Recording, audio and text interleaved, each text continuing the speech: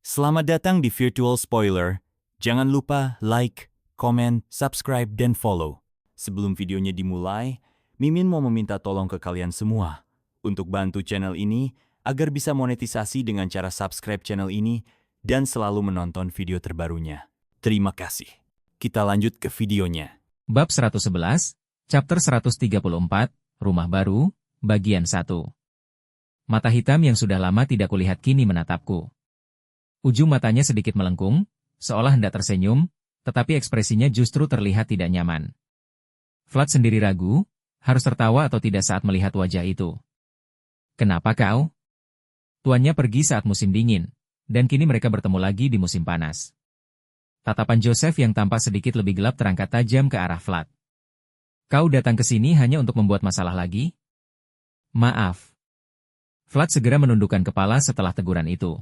Sejujurnya, dia sendiri tahu betul betapa kacau riwayatnya di Deirmar. Kau menerobos masuk lalu memakan relik keluarga Hainal. Benar-benar tidak masuk akal.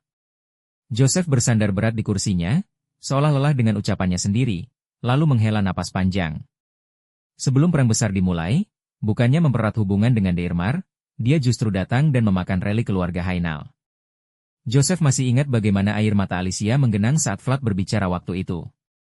Pergi ke timur pun, kau tetap tidak berubah. Seorang ksatria bermata satu angkat bicara menggantikan Joseph yang terdiam. Meski dulu mengusirnya sebagai bentuk hormat, Jagger kini menatap muridnya dengan mata tunggal yang keras. Murid yang tetap saja menimbulkan masalah. Bukan berarti Vlad tidak punya jawaban, tetapi dia tahu ini bukan saat yang tepat untuk membantah. Seumur hidup membaca suasana, Vlad paham bahwa untuk sekarang, lebih baik dia diam. Bodoh. Tubuh Jagger bergerak seperti gelombang. Dengan langkah sihir yang menjadi dasar kekuatannya, dia menendang tulang kering Vlad tanpa ragu. Ugh. Namun tidak terdengar teriakan seperti yang dia harapkan. Hanya suara angin yang terbelah. Tendangannya menembus udara kosong. Vlad telah mundur satu langkah untuk menghindari serangan itu. Berbeda dengan wajah Jagger yang terkejut, Joseph perlahan mengangkat tubuhnya dari sandaran kursi. Jarak di antara mereka jelas melebar. Ah! Joseph menunjukkan ekspresi samar saat melihat Jagger masih berdiri dengan satu kaki terangkat. Vlad, yang melirik suasana ruangan, membuka mulut dengan hati-hati. Seharusnya memang seperti ini, bukan? Kurasa begitu. Saat Vlad dengan santai kembali mengulurkan kakinya, Jagger hanya bisa menunjukkan wajah bingung. Seperti yang kuduga, anak ini memang sulit ditebak. Sejak pertama kali bertemu sampai sekarang. Memang bodoh. Tak. Suara tepukan ringan terdengar di dalam ruangan. Rambut pirang Vlad bergoyang liar. Jagger akhirnya berhasil memukul bagian belakang kepalanya, bukan tulang keringnya. Aku selalu bilang, bersiaplah untuk serangan berikutnya. Melihat Jagger tersenyum tipis, Vlad ikut terkekeh pelan. Maaf. Semuanya terasa seperti dulu. Joseph berdiri dengan cahaya matahari di belakangnya. Jagger tetap berada di sisinya. Meski mereka memarahinya, Vlad justru merasa lega. Tidak ada yang berubah. Baron Alicia bilang dia akan membiarkan masalah ini lewat secara diam-diam. Terima kasih atas kemurahan hatinya. Ya. Joseph dan rombongannya meninggalkan rumah besar itu dan mulai memeriksa garnisun sementara yang didirikan di wilayah tersebut. Tenda dan api unggun tersebar di mana-mana. Melihat asap tipis yang naik dari tempat para prajurit berkumpul, Vlad merasa pemandangan itu tidak cocok dengan Deirmar. Mulai hari ini, kau akan resmi bekerja sebagai ksatria Alicia, bukan di bawah perintahku. Benarkah harus begitu? Sekarang waktunya berhati-hati. Dalam perang ini, Vlad harus bertindak sebagai Vlad milik Alicia, bukan Vlad dari Soara. Di mata Vatikan, Vlad masih orang asing. Pasukan Vatikan juga ditempatkan di bagian utara negeri, jadi lebih aman bersikap waspada. Sampai kapan aku berada di bawah perintah Nona Alicia? Kenapa? Kau tidak suka? Bukan begitu, hanya saja, Vlad ragu menjawab. Meski belum pernah ikut perang besar, ada satu hal yang ia pahami dengan jelas. Kurasa aku lebih menyukai gelar Vlad dari Soara. HM Joseph dan Jagger mengangguk pelan. Gelar kehormatan seorang ksatria bukan hanya menunjukkan afiliasi, tetapi juga identitas.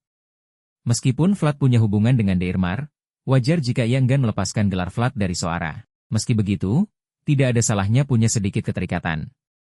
Joseph berkata samar sambil menatap sekeliling perkemahan. Alicia bilang akan membiarkannya lewat, tapi bukan berarti benar-benar tanpa konsekuensi. Relik itu adalah warisan berharga dari leluhur pendiri keluarga. Sebesar apapun jasa Vlad bagi Deirmar, tetap ada tanggung jawab yang harus ia pikul. Baron meminta hak negosiasi prioritas untukmu. Setelah kontrak 7 tahun kita berakhir. Hak negosiasi? Joseph dan Vlad tidak terikat sumpah kesetiaan seumur hidup. Kontrak 7 tahun sebagai imbalan atas kesempatan dan kepercayaan kini sudah memasuki tahun ketiga. Setelah selesai, Vlad akan sepenuhnya bebas. Bisa kutolak? Kalau begitu, dia mungkin akan sedih. Bukan memaksakan kontrak. Hanya meminta agar sebelum pergi ke tuan lain, Vlad berbicara lebih dulu dengannya. Alicia, Nona Hainal, ingin memiliki ksatria bernama Vlad di bawah perintahnya. Ngomong-ngomong, kudamu masih baik-baik saja? Maksudmu Noir? Ya. Dia cukup terkenal. Namun semua pembicaraan itu hanya berarti jika perang ini dimenangkan. Secara lahiriah, Vlad mungkin tampak dekat dengan Hainal. Tetapi yang memegang komando tetap Joseph. Joseph sudah merencanakan dalam pikirannya bagaimana ia akan menggunakan ksatria bernama Vlad. Pasukan di Deirmar akan fokus menjaga kastil. Tapi tidak baik hanya menunggu. Mereka berjalan menuju pinggiran, melewati tenda-tenda yang berdiri di sana-sini. Ada satu tenda yang berdiri agak terpisah dari yang lain. Tenda itu mencolok dan sulit diabaikan. Hei! Siapa itu? Tenda itu memiliki tampilan yang jelas berbeda dari tenda Joseph yang seragam satu warna. Alis Vlad berkerut saat melihat pria keluar dari dalamnya. Kenapa orang itu ada di sini? Memang itu bagian dari kontrak sejak awal. Joseph mengangkat bahu. Sapa dia. Kalian akan bekerja sama. Nada Joseph entah kenapa terdengar seperti pertanda buruk. Seorang pria berjalan mendekat dengan tangan terbuka, seolah menyambut sahabat lama. Rambut dikepang. Tubuh penuh tato. Sudah lama tidak bertemu. Age dari suku Budar tersenyum cerah pada Vlad. Kau sudah naik pangkat, Sir. Diamlah. Vlad mengusap wajahnya dengan kedua tangan, mendengar komentar Stephen. Melihat itu, Stephen hanya tertawa sambil mengunyah daging kering. Naik satu posisi saja sudah luar biasa. Lagi pula, bukankah kau bilang ini perang pertamamu? Benar. Vlad memandang Noir yang meringkik di dalam kandang. Hering, kuda yang keras kepala, liar, dan hidup sesuka hati. Namun anak padang rumput itu cukup cepat untuk menutupi semua kekurangannya. Bukan hanya tim pengintai. Ini tim penyerang. Dari pengalamanku, ini kesempatan yang sangat bagus. Joseph memperhatikan mobilitas Vlad dan Noir. Ia berniat memanfaatkan kecepatan itu, bersama prajurit yang cocok, untuk setidaknya sekali mengendalikan pergerakan Gaidar. Karena kau memimpin satu skuadron, bukan sekadar ksatria biasa, kau pasti bisa berbuat banyak di perang ini. Jika kaum barbar mau mendengarkanku, Joseph menempatkan Vlad sebagai pemimpin para prajurit Budar. Di antara para ksatria yang dibawa Joseph, hanya Vlad yang punya koneksi dengan kaum barbar. Pilihan itu tidak aneh. Mau kemana? Jalan sebentar. Aku ikut. Tidak. Jangan ikut. Bagi kaum barbar, lebih baik Vlad yang mereka kenal memimpin daripada orang asing. Stephen pun langsung menjadi letnan Vlad sejak direkrut. Semua diuntungkan. Kecuali Vlad, yang pikirannya rumit. Bukan tempat yang bisa dimasuki sembarang orang. Tidak apa-apa. Vlad memutuskan mencari udara segar untuk menenangkan pikirannya. Lagi pula, ada seseorang yang sangat mencarinya. Saat matahari perlahan terbenam, Vlad meninggalkan garnisun yang penuh prajurit. Ia memasuki halaman belakang rumah besar yang sunyi dan bertatapan dengan sosok putih yang bergoyang di atas bukit. Kenapa kau mencariku seperti ini? Di atas bukit kecil berdiri pohon besar dengan lambang keluarga Hainal terukir di batangnya. Seekor ular putih menggerakkan kepalanya ke arah Vlad. Sob, seseorang meringkuk sendirian di kamar besar. Cahaya bulan yang masuk lewat jendela menerangi Alicia yang memeluk selimut di atas ranjang. Bagaimana kalau benar-benar rusak hanya karena kuberikan padamu?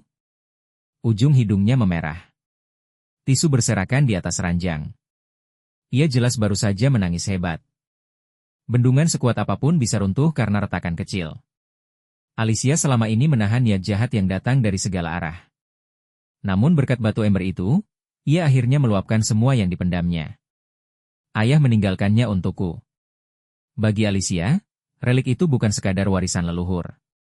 Itu salah satu dari sedikit benda yang mengingatkannya pada ayahnya. Tapi kau merusaknya.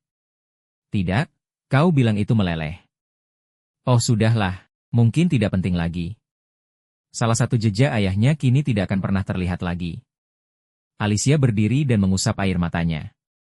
Ia menenangkan diri dengan fakta bahwa ia tidak menangis di depan orang lain. Tidak apa-apa. Memang kuberikan untuk digunakan. Ayahnya pernah berkata bahwa batu ember kuning itu mengandung perlindungan ilahi yang sulit dipahami. Karena itu ia meminjamkannya. Dan pada akhirnya, benda itu kembali dengan selamat. Alicia mencoba berpikir seperti itu sambil menatap dirinya di cermin. Tetap saja, itu bukan sekadar perhiasan. Ia duduk di meja rias dan menghela napas melihat matanya yang bengkak. Lalu, alih-alih batu ember, ia mengeluarkan surat yang diberikan Vlad. Ausurin, para elf. Hutan elf Ausurin. Tempat yang penuh rumor dan hampir tak pernah memperlihatkan diri pada manusia. Konon, di pusatnya kini dijual teh elf dengan harga sangat tinggi. Jika kupikir dengan benar. Vlad memang kehilangan batu ember, tetapi ia membawa surat pribadi dari para elf. Mungkin surat di tangannya sekarang jauh lebih berharga daripada batu ember warisan ayahnya. Alicia punya gambaran samar tentang nilai surat itu. Saat ia membuka amplop surat yang dikatakan berasal dari para elf, angin tiba-tiba berembus dan membuatnya menutup mata. Apa ini? Masih gelisah, Alicia mendekati jendela sambil mengusap mata. Angin yang muncul dari dalam amplop itu segera berkeliling, memenuhi kamarnya dengan aroma hutan yang segar. Ia perlahan membuka mata menghadapi angin malam. Dan saat menatap keluar jendela, ia melihat seseorang mendaki bukit di bawah cahaya bulan terang. Sekarang dia keluar masuk seperti rumah sendiri. Hanya dari warna yang berkilau di bawah sinar bulan, Alicia tahu siapa itu. Ia menatap Vlad yang sedang mendaki bukit dengan bibir terkatup. Ia membungkuk pada batu nisan. Ia melambaikan tangan ke arah pohon hainal. Dan di atas bukit itu berdiri Vlad, ksatria Alicia. Alicia menggosok matanya lagi. Bukankah ada kunang-kunang di bukit itu? Ada kunang-kunang. Cahaya seperti serbuk menyelimuti Vlad. Meski melihat dari jauh, Alicia bisa jelas melihat cahaya yang melayang di atas bukit. Kunang-kunang kecil, seolah baru lahir, keluar dari pedang Vlad. Terima kasih sudah mendengarkan Virtual Spoiler. Sampai jumpa di pembahasan berikutnya.